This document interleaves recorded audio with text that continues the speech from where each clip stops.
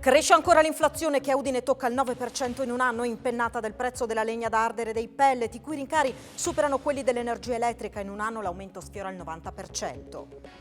Spinte dal caro bollette e dagli incentivi, aumentano le richieste di installazione domestica di impianti fotovoltaici che consentono risparmi fino all'80%, ma mancano le materie prime e tempi d'attesa fino ad un anno. È stato trovato dagli agenti della Polfer sul posto di lavoro e ha ammesso le proprie responsabilità l'uomo che ieri ha lasciato sui binari a Udine la sua auto, poi travolta da un treno. Non è indagato, ma la sua posizione è al vaglio. Superati 6 milioni di presenze, più 2,3% rispetto al 2019 dei record, stagione estiva oltre le aspettative per l'imminente inverno. La Regione garantisce impianti tutti aperti, nessun rincaro per ski pass. Presentato oggi a Milano il Giro d'Italia 2023, partenza in Abruzzo, arriva a Roma dopo un lungo trasferimento dal Friuli Venezia Giulia. La penultima tappa sarà la crono del Lussari Fedriga, la corsa si deciderà qui.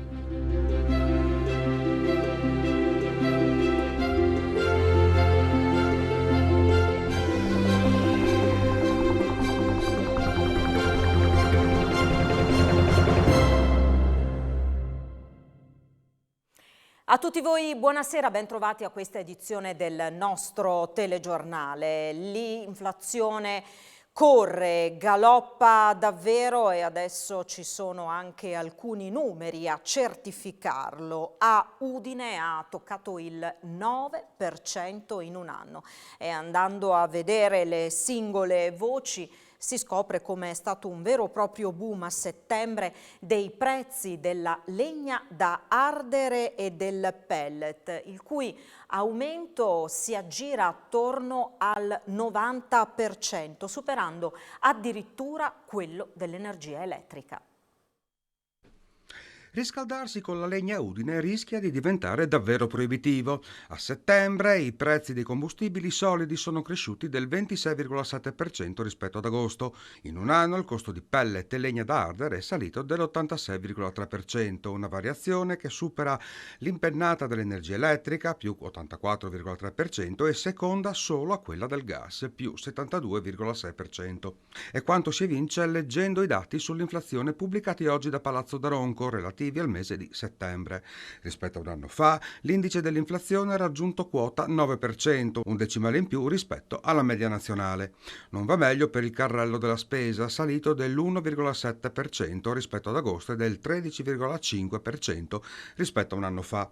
A volare sono i prezzi delle verdure, più 9,9%. A crollare, probabilmente per l'arrivo della bassa stagione, sono i prezzi del trasporto aereo e di quello marittimo, che hanno conosciuto una flessione del 30% rispetto ad agosto, e quelli dei pacchetti vacanza meno 10%.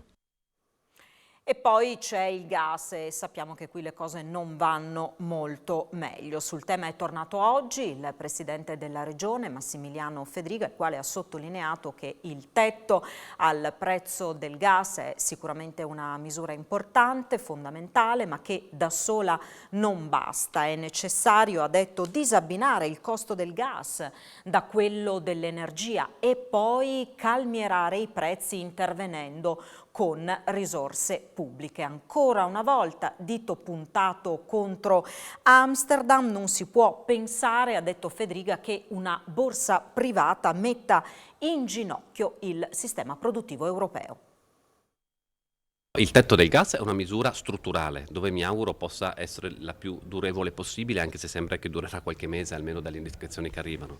Le nostre sono misure palliative, lo dico con chiarezza, malgrado le centinaia di milioni che la Regione ci mette, è chiaro che sono dei tamponi che mettiamo a un dramma strutturale e noi strutturalmente dobbiamo dare risposte. Queste si possono dare soltanto a livello europeo, abbinata a un livello nazionale. E in questo senso domani dall'Unione Europea dovrebbe arrivare finalmente una risposta con il price cap, è la partita che potrebbe risolvere in maniera strutturale la crisi del gas, che è legata a un indice alternativo a quello di Amsterdam. Devo dire che è alquanto particolare che a determinare i prezzi dell'energia e del gas sia di fatto una borsa privata, ad Amsterdam privata, con pochissimi scambi, dove insiste una speculazione abominevole. Secondo il Presidente ci sarebbero poi diversi interventi che si potrebbero fare a livello nazionale ed europeo. Allora, il price cap, ribadisco, penso sia una cosa importantissima. Seconda cosa, disabbinare il prezzo del gas da quello dell'energia.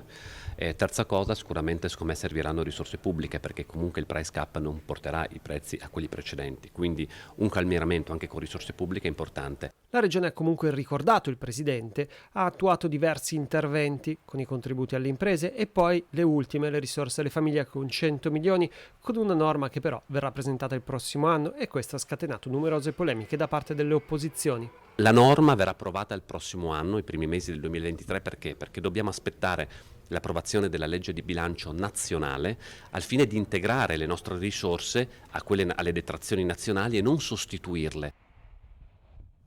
E intanto da tempo ormai è sempre più corsa al fotovoltaico, una corsa spinta dagli incentivi ma anche appunto dal caro bollette. Consente risparmi fino all'80%, ma per l'installazione di questo tipo di impianti i tempi sono piuttosto lunghi. In Friuli si va da 3-4 mesi, ma si può aspettare anche più di un anno.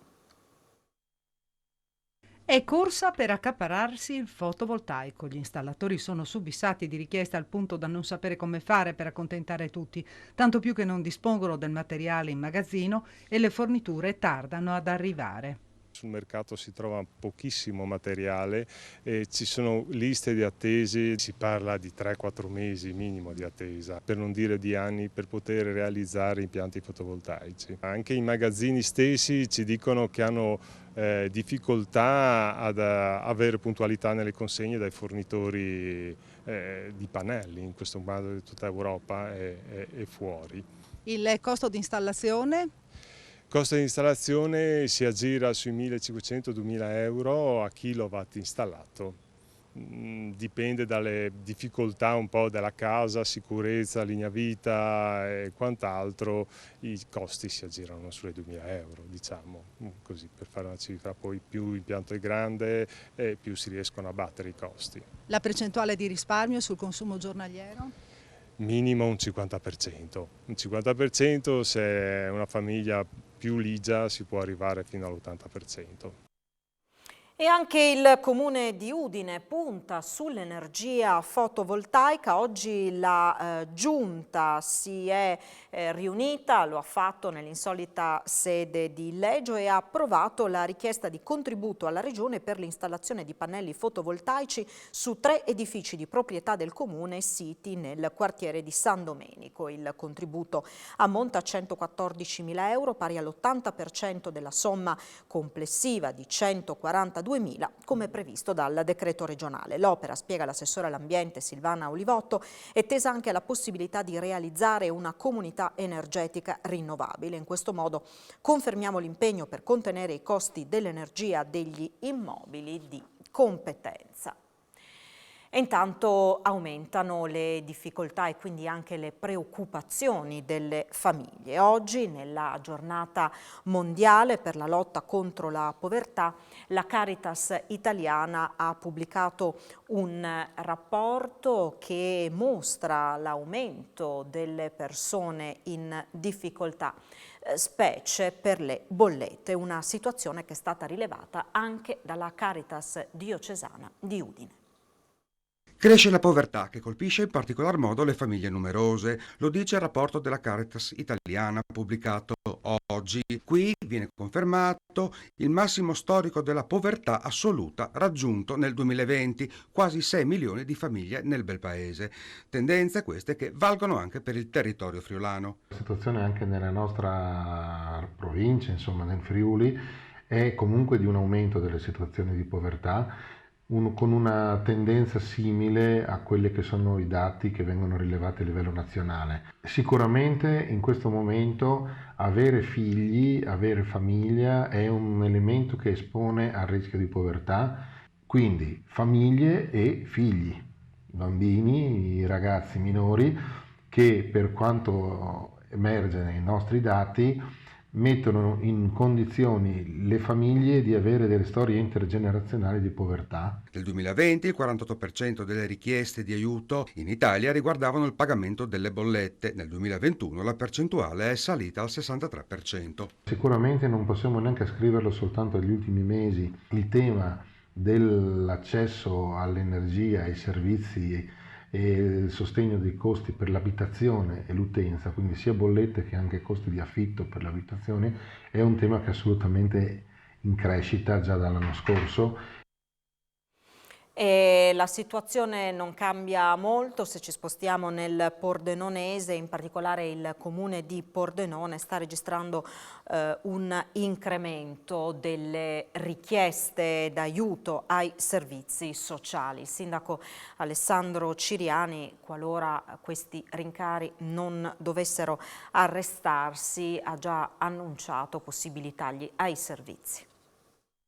Famiglie sempre più povere, il caro vita si sta ripercuotendo con forza sui cittadini che, non riuscendo più a far fronte al pagamento delle bollette, si vedono costretti a bussare alle porte del municipio e quindi a rivolgersi ai servizi sociali di Pordenone. Noi stiamo registrando un aumento delle richieste dei cittadini sia in termini di contributi di aiuto per il pagamento delle bollette, ma non solo questo. Tutti i sistemi di intervento che i servizi sociali hanno nei confronti delle famiglie sono sotto stress perché aumentano esponenzialmente le richieste. Un altro dato, per esempio, sono praticamente raddoppiate le richieste per i punti verdi e per gli asili nido. Perché? Perché evidentemente le famiglie non vanno più in quelle che erano strutture di carattere privato più costose, ma oggi chiedono di intervenire in quelle comunali perché costano di meno, ma questo ovviamente comporta dei costi aggiuntivi per il comune stesso. Per contro il comune si è già visto raddoppiare rispetto all'anno scorso i costi energetici, con una bolletta che da 3 è passata a più di 6 milioni di euro. Di questo passo il sindaco Ciriani sarà costretto a mettere in campo misure drastiche. Se la situazione non cambia e dovesse riproporsi la stessa identica situazione nel 2023, dovremmo cominciare a tagliare servizi e questo secondo me è inaccettabile. Punta anche a ridurre le spese per i trasporti, non solo, a ridurre anche lo smog e in qualche maniera a stimolare le relazioni sociali, un progetto che è stato avviato proprio oggi dall'Università di Udine. Si tratta del carpooling, qualcuno mette a disposizione la propria auto per i trasferimenti da casa all'università e ritorno. Il tutto funziona attraverso un'app. Dal corso di laurea in Scienze per l'Ambiente a una serie di progetti dedicati allo sviluppo sostenibile, al riuso, alla mobilità, l'Università di Udine è sempre più green, con nuove idee che prendono forma come nel caso del carpooling, attivo ufficialmente a partire da oggi. Il primo passo sta nello scaricare l'applicazione App2Go per poter condividere il tragitto casa-Ateneo. Ci siamo resi conto che ci sono oltre 6.000 persone che tutti i giorni vengono presso le sedi dell'università per lavoro o per studio e generando un impatto significativo sull'ambiente perché sono oltre 300.000 chilometri al giorno vengono fatti per raggiungere le sedi dell'università. L'app, oltre a essere al servizio del personale dell'università, è a disposizione degli studenti che già si stanno organizzando autonomamente per condividere i trasporti. Questa nuova opportunità dell'app permetterà insomma di creare rapporti magari nuovi fuori dai propri compagni di corso che magari si trovano alla stessa ora e si vedono ogni giorno, quindi la volontà anche degli studenti di creare nuovi legami dopo il periodo Covid potrà essere appunto favorita. È soltanto l'ultima iniziativa che va a incentivare queste pratiche di sostenibilità ed è soltanto uno degli ulteriori passi che si sta facendo e che si compie verso la sostenibilità a tutto tondo. E c'è poi un'altra app rispetto alla quale qualcuno solleva delle perplessità, è quella che servirà per gli sconti carburante introdotta dalla nuova legge regionale. Ebbene, i dubbi emergono da parte dei gestori e riguardano la sicurezza, dal momento che il telefonino, quello che verrebbe appunto utilizzato per installare l'app, dovrebbe restare spento proprio per motivi di sicurezza durante il rifornimento. Proprio per questo i gestori hanno chiesto delle delucidazioni al Comando regionale dei Vigili del Fuoco. C'è anche una questione sicurezza sui luoghi di lavoro nel dibattito attorno alla nuova legge regionale sui carburanti, che tra le altre cose per gli sconti vedrà il progressivo passaggio dalla tessera magnetica ad un'app entro il 2024. Sul banco degli imputati finisce così l'uso continuativo del cellulare all'interno delle stazioni di servizio, che potrebbe portare ad alcuni pericoli. I telefonini infatti possono a determinate condizioni diventare un innesco attraverso le onde elettromagnetiche o l'illuminazione del display, causando incendi o esplosioni, motivo per cui accanto all'invito di spegnere i motori, nei distributori c'è anche quello di disattivare i telefonini. Su queste premesse Manuel Rizzi, gestore di una pompa di servizio a Gorizia, ha scritto al Comando regionale dei Vigili del Fuoco chiedendo delucidazioni a riguardo, evidenziando come nelle stazioni di servizio siano molte le aree a rischio esplosione o incendio, in particolare vicino agli erogatori, alle cisterne e ai recuperi vapori. Non solo. Secondo Rizzi, che si fa portavoce anche di altri colleghi, se il cellulare dovesse essere spento durante il rifornimento e acceso solo all'interno del chiosco della sala vendita, le tempistiche per il pagamento si allungherebbero notevolmente, fino ad almeno 5 minuti per operazione, quando in questo momento bastano 5 secondi. Rizzi ha anche inoltrato la comunicazione alla quarta commissione consiliare in regione affinché valuti bene l'introduzione dell'app come strumento di pagamento, sottolineando di contro i lati positivi della legge, come il contributo ai noleggi a lungo termine e la fascia zero. Siamo alla cronaca. Il rimorchio di un camion con targa lettone carico di carta e cartone è andato in fiamme questo pomeriggio lungo la A28. L'incendio si è scatenato in direzione Tarvisio poco prima delle 14, ha causato anche la chiusura del tratto tra Carni e Pontebba per una ventina di minuti. Ad innescare il rogo sarebbe stata una scintilla sprigionata dal surriscaldamento dei freni del mezzo pesante. Le fiamme sono divampate in breve tempo, avvolgendo la merce. Ingenti danni, fortunatamente non si segnalano feriti. Ad evitare il peggio è stato proprio l'autotrasportatore che, appena notato il fumo attraverso gli specchietti, ha parcheggiato il mezzo pesante lungo la corsia d'emergenza, sganciando il trattore stradale. Sono intervenuti sul posto i vigili del fuoco con 3 autopompe, i soccorsi sanitari, le pattuglie della polizia stradale di Amaro, oltre al personale di Autostrade per l'Italia. Lunghe, come potete vedere da queste immagini, le operazioni di smassamento e di pulizia della carreggiata. Questa mattina gli agenti della Polfer hanno individuato l'uomo che ieri mattina aveva lasciato la propria auto, poi travolta da un treno regionale sui binari a Udine, a Baldasseria. Era nel suo posto di lavoro, ha ammesso subito le proprie responsabilità, è tutta ancora da chiarire la dinamica. Al momento l'uomo non è indagato, ma la sua posizione potrebbe peggiorare. Vediamo.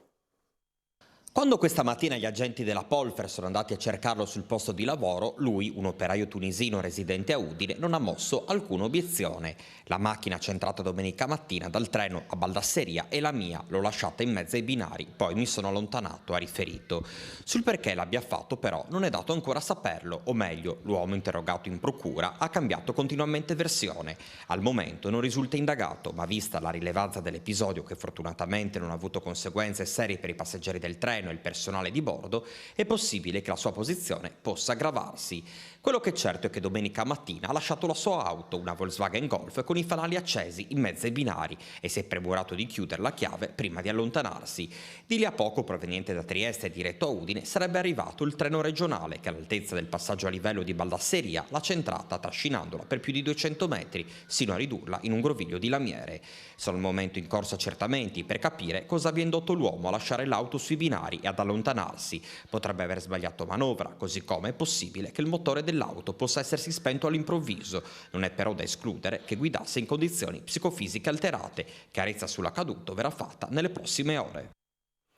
Un uomo di 33 anni di nazionalità albanese è stato trovato senza vita nel tardo pomeriggio di oggi da alcuni passanti sul piazzale Tina Modotti a San Vito al Tagliamento. Immediato l'arrivo dei soccorsi con il personale del 118 che si è prodigato a lungo per rianimarlo. Purtroppo per lui non c'è stato però nulla da fare. Sul posto anche i carabinieri delle stazioni di Casarza e San Vito, assieme alla polizia locale e ai vigili del fuoco. Sono state escluse sin da subito responsabilità di terze persone nell'accaduto. L'uomo lascia la compagna ed un bimbo piccolo. È caduto dalla bicicletta riportando un trauma cranico questo pomeriggio. Un ragazzino di 13 anni è stato trasportato in elicottero all'ospedale di Udine. Non è in pericolo di vita. L'episodio si è verificato a Budoia, nella zona di Santa Lucia. Sul posto personale del 118. Arrestato dopo una lunga latitanza, sconterà la sua pena 15 anni dopo il misfatto. È stato riconosciuto e arrestato a pochi chilometri dal confine con la Slovenia un cittadino rumeno di 38 anni, condannato a 3 anni e 11 mesi e ricercato per rapina e lesioni. Nel 2007, a 23 anni, assieme alla complicità di un connazionale, aveva preso a pugni e bastonate un cittadino, rubandogli il giubbotto in pelle, 50 euro in contanti e un cellulare. La latitanza è terminata nelle ultime ore quando i carabinieri del nucleo radiomobile di Aurisina lo hanno trovato a bordo di una corriera diretta oltre frontiera. È stato portato in carcere. Buone notizie sul fronte del turismo. Oltre 6 milioni di presenze, soprattutto di stranieri, con un più 2-3% rispetto all'anno record del 2019. La stagione estiva ha fatto registrare numeri oltre alle aspettative, in particolare nella zona di Piancavallo e di Trieste. Sono tornati turisti con disponibilità economica importante, a partire da tedeschi ed austriaci. E a fronte delle preoccupazioni per il caro energia e i suoi effetti, la Regione oggi ha rassicurato sull'imminente stagione invernale. Saranno aperti tutti gli impianti di risalita, non ci saranno rincari sul fronte degli ski pass. Un boom a settembre e numeri in crescita per tutta l'estate. Il Friuli Venezia Giulia ha battuto il record di presenze e arrivi rispetto all'anno 2019, quello storicamente più importante, confermando di essere fortemente attrattivo, in particolare per tedeschi e austriaci, e perdendo un po' di mercato ad est. Il presidente della regione Massimiliano Fedriga e l'assessore al turismo Sergio Emilio Bini hanno tracciato un bilancio più che positivo, usando come riferimento il 2019, l'ultimo anno normale prima della pandemia, e ottenendo un più 2,3% delle presenze e un più 0,8% degli arrivi. C'è stata moltissima risposta, abbiamo avuto circa 6 milioni di presenze, ma quello che a me piace è andare a analizzare i numeri. Abbiamo rivisto in maniera significativa presenza di tedeschi più 15% e presenza di austriaci più 5%, gente che spende, una forma di turismo che andavamo ricercando da anni. Sul fronte strutture ricettive sono cresciute le presenze negli alberghi, ma c'è un calo in case e appartamenti, mentre nello specifico la crescita maggiore sui territori è stata a Piancavallo con un più 18% e poi Trieste più 13%, male invece Udine in calo del 4%, a trainare gli eventi e la scelta mirata delle campagne marketing in determinati settori e contesti. Si lavora però già all'inverno e in particolare sugli impianti sciistici. Gli impianti verranno aperti tutti, la neve verrà sparata al 100% della potenzialità, quindi Promoturismo e la Regione Friuli Venezia Giulia faranno la loro parte per garantire massimo servizio ai fruitori dei vari poli.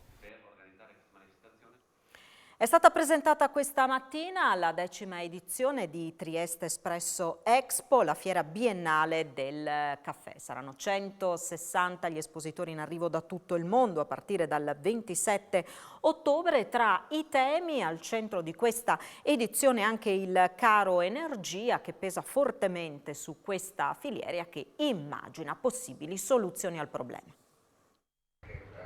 Il Friuli Venezia Giulia, dopo 3 anni di stop causa pandemia, torna ad essere la capitale del caffè. Dal 27 al 29 ottobre il Trieste Convention Center ospiterà la 10ª edizione di Trieste Espresso Expo, appuntamento dedicato esclusivamente agli addetti del settore. Per cui, mettendo assieme questi due concetti della nostra realtà geografica, di quello che è il mondo del caffè, siamo riusciti a creare un appuntamento che già alla 10ª edizione richiama 12.000, 13.000 visitatori, ma ricordiamoci è una fiera B2B, per cui l'unica filiera completa, che è quella di Trieste, riesce a dare la fiera più completa su quello che è il mondo del caffè.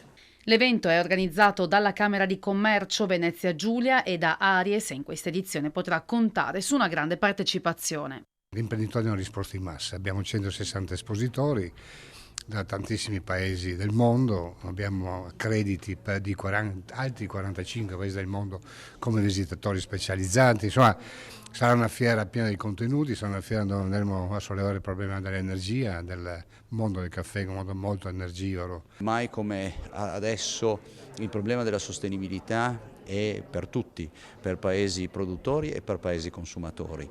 È un problema ad ampio spettro, pur con sfaccettature molto diverse, ma che come sempre ci rende un qualcosa che dovrebbe essere un qualcosa di unico.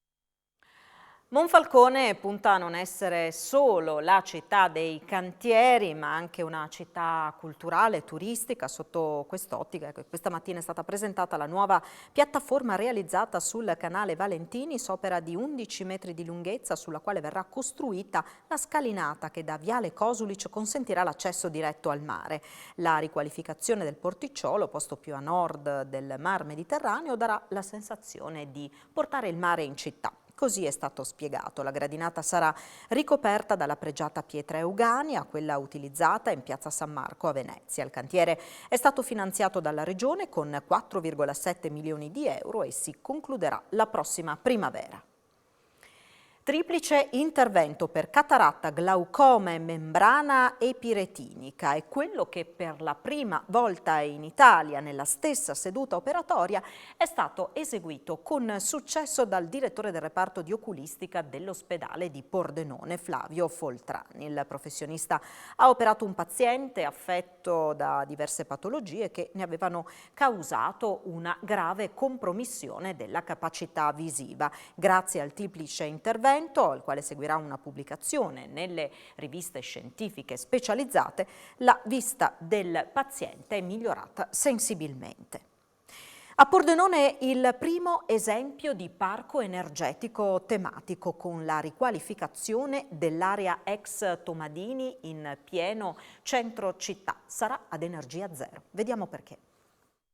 Sarà un parco energetico tematico, il primo in regione a riqualificare l'area dell'ex pastificio Tomadini, uno degli scorci più suggestivi di Pordenone, stretto tra la Rivierasca e il Duomo cittadino. L'area è stata acquistata dal Comune grazie a un finanziamento regionale. Oggi la presentazione del recupero. È un studio di fattibilità tecnico-economica che prevede di realizzare un mix di funzioni, quindi sia una parte destinata alla formazione e l'informazione, soprattutto legata alle nuove tecnologie per quanto concerne il fotovoltaico piuttosto che altri sistemi per produrre energia o per creare involucri non dispersivi in termini energetici, ma allo stesso tempo una foresteria intesa come delle stanze e dove poter alloggiare allo stesso tempo bar ristorante a favore del turismo lento. Garantita la sicurezza idraulica, visto la vicinanza del Noncello, con gli spazi al piano terra che resteranno liberi. La cifra batte a oltre 8 milioni di euro. Faremo una manifestazione di interesse secondo legge per trovare un soggetto privato che investa in tutto o in parte ovviamente se troviamo dei finanziamenti PNRR o altri tipi di bandi che investono in questo senso.